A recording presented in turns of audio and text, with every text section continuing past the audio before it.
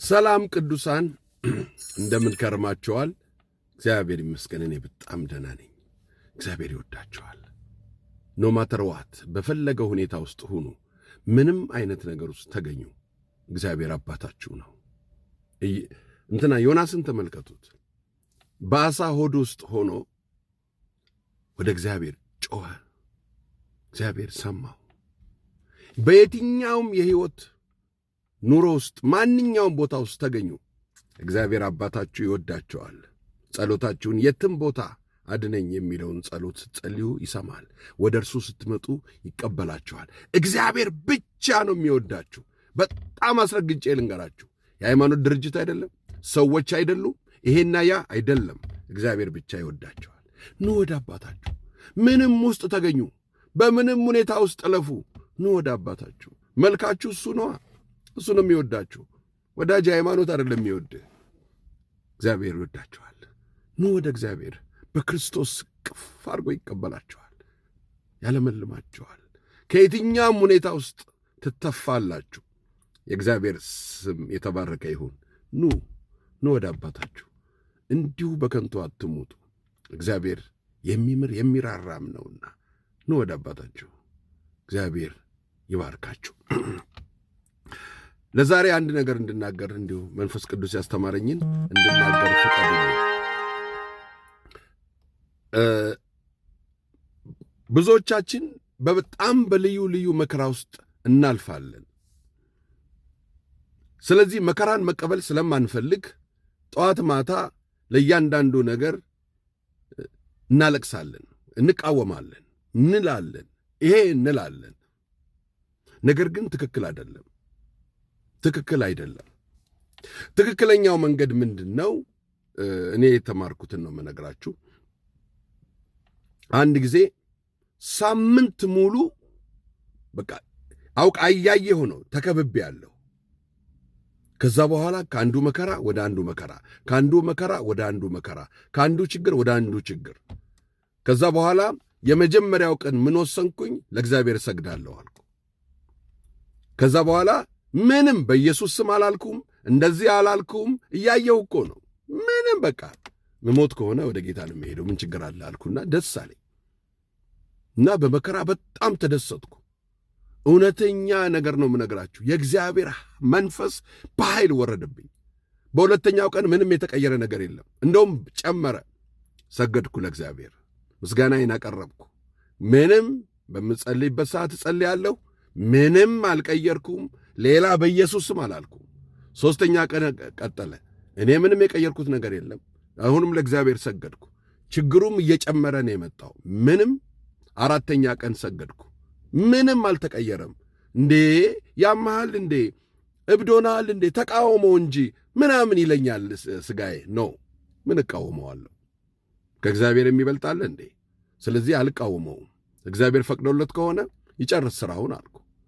አንድ ሳምንት ሙሉ ምንም አልተቀየረም። እኔም አልተቀየርኩም። በኢየሱስ ስም አላልኩም፣ ውጋ ንቀል አላልኩም። ለእግዚአብሔር ሰገድኩ። በየቀኑ ግን የእግዚአብሔር ኃይል ይወርድብኛል። በጣም በቃ አስገራሚ ቃል ይፈስብኛል። ከዛ በሳምንቱ በመንፈሴ አየሁ። ምንም ነገር ገለል ብሎ አየሁ። አቤት! ከዛ የእግዚአብሔር ቃል መጣልኝ እንደዚህ የሚለው፣ እነሆ በትዕግሥት የጸኑትን ብፁዓን እንላቸዋለን። ኢዮብ እንደታገሰ ሰምታችኋል፣ ጌታም እንደፈጸመለት አይታችኋል። ጌታ እጅግ የሚምር የሚራራም ነውና ይላል። ያዕቆብ 5:11 ላይ ነው ይሄ ቃል የተጻፈው። ዋው አልኩ።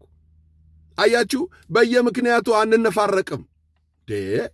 እኒሁና በየምክንያቱ ጨርቃችንን ጥለን እንዲና እንዲያልን በለቅሶ በምናምን ውጋ ንቀል አንልም።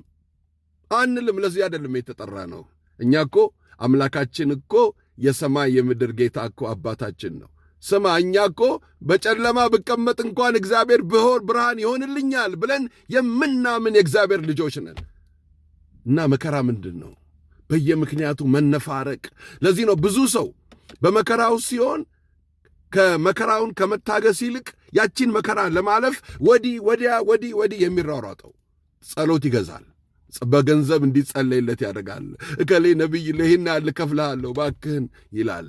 ያጸልያል፣ ይጸልያል፣ ወጋን እቀል ይላል። ቢታገስ ግን ብፁዓን ይሆናል። እግዚአብሔር ደግሞ ይፈጽምልናል። እግዚአብሔር ስም የተባረከ ይሁን። ምንድነው መከራችን? የጊዜው መከራችን እኛን ውበት ይሰጠናል። የእምነታችንን ልክ ያሳያል። በእግዚአብሔር ላይ መተማመናችንን ያሳያል። መከራችሁ የመጥፋታችሁ ምክንያት አይደለም። ይሄ ነው በጣም ብዙ ችግር ውስጥ የከተተን። ይሄ ነው እምነታችንን ያናጋው ያለው። ለዚህ ነው በሰው ላይ ዲፔንድ የሆነው። ሰው ነው እከሌ ጸልዮልኝ፣ እከሌ ጸልዮልኝ። ኖ አንተ ሳታምንም ኢዮብ ማን ጸለየለት? ኢዮብ ማን የጸለየለት? ለኢዮብ ኢዮብ በትዕግሥት የጸኑትን ብፁዓን እንላቸዋለን ይላል። ኢዮብ እንደታገሰ ሰምታቸዋል ይላል። ትታገሳለህ። አንዳንዴ የምትታገሰው ነገር ለራስህ ባትታገስ ነው የሚሻለው፣ ግን ትታገሳለህ። በታገስክ ቁጥር ወደ ክብር ትመጣለህ። እግዚአብሔር ይፈጽምልሃል፣ ደግሞም ብፁዓን ያደርግሃል። እግዚአብሔር ይመስገን። እግዚአብሔር እንደተናገረው እግዚአብሔር በትዕግሥት የጸኑትን እግዚአብሔር ምን አደረጋቸው ይላል? ብፁዓን መባል ትፈልጋለህ? ጽና፣ ታገስ። ይሄ የጊዜው መከራህ ምንም ማለት አይደለም። እያንዳንዱ ነገር የራሱ መውጫ አለው። እያንዳንዱ ነገር ፍጻሜ አለው። እንደዚህ የጸና ምንም የለም። የውሸቱን ነው። ሰይጣን በጣም ውሸታምና በጣም ሐሰተኛ ነው። መከራውም ልክ እንደሱ የውሸት ወሬ ነው። በውሸት የፈለገውን ነገር ሊልህ ይችላል፣ ግን ታገስ። እኔ መከራ ያደረሱብኝ ሰዎች በጣም ነው የምወዳቸው። በእነሱ ምክንያት ብዙ በረከት አግኝቻለሁ። ከእነሱ ጋር ውጋን እቀል አላልኩም። ለእግዚአብሔር ሰገድኩ፣ ይሁንብኝ አልኩ። እነሱ ያላዩትን እኔ ግን ያየሁትን ክብር አየሁ። የእግዚአብሔርን ክብር አየሁ። አያችሁ፣ ሰዎችን ልትቃወማቸው ትችላላችሁ። ውጋን እቀል ልትላችሁ፣ ስማቸው ልታጠፉ ትችላላችሁ። ይሄና ያን ልትሉ ትችላላችሁ። ግን እንደ ኢዮብ ሚስት እግዚአብሔርን ስደብና ሙት እንዳለችው እንደዛ አይነት ተረት ማውራት ምንም አይጠቅም። ያ የሰነፎች ወሬ ነው። እኛ ግን እንጸናለን፣ በእውነት እንጸናለን። የጸኑትን ነው፣ በትዕግሥት የጸኑትን ብፁዓን እንላቸዋለን ይላል። እግዚአብሔር ይባርካችሁ። አይዟችሁ፣ በመከራ ማለፍ ጸጋ ያሰጣል። አይዟችሁ፣ ጽኑ። አይዟችሁ፣ ውሸቱን ነው። በምታልፉበት ነገር በእያንዳንዱ ትጥቃችሁን አትፍቱ፣ ጸሎታችሁን አትተዉ፣ ምስጋናችሁን አትተዉ፣ ስግደታችሁን አትተዉ። ለእግዚአብሔር ስገዱ። አይደለም ማልቀስ አይደለም፣ ለእግዚአብሔር ስገዱ። የእግዚአብሔር መንፈስ ጸጋ ይሰጣችኋል። እጆቻችሁን ወደ እግዚአብሔር ከፍ አድርጉና አመስግኑ። እግዚአብሔር ከዚህ በላይ ነው።